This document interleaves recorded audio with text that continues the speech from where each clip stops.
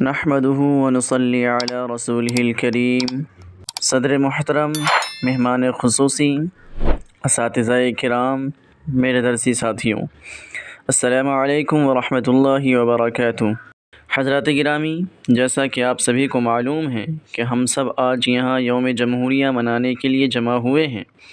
اس سال 26 جنوری 2024 کو ہم 75واں یوم جمہوریہ منا رہے ہیں۔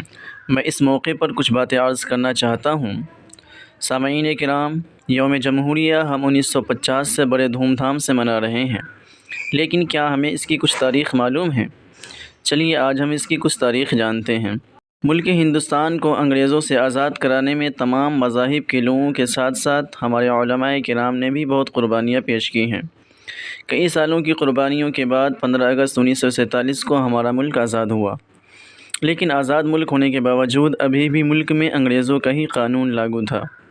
اس کمی کو پورا کرنے کے لیے اور ملک کو بہتر طریقے سے چلانے کے لیے ایک اچھی قانون کی بہت ضرورت تھی۔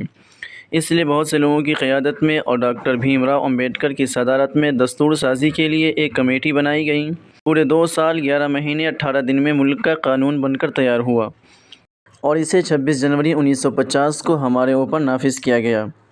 تب سے لے کر آج تک ہم اسی لیے 26 جنوری کو اس پروگرام کا انعقاد کرتے ہیں۔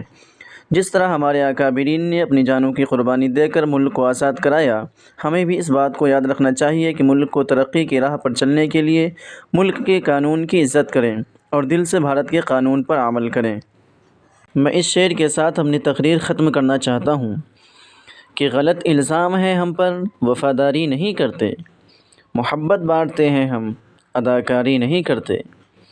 وفاداری وطن سے ہو، یہی اسلام کہتا ہے، ہم دل کے ہر گوشے میں ہندوستان رکھتے ہیں۔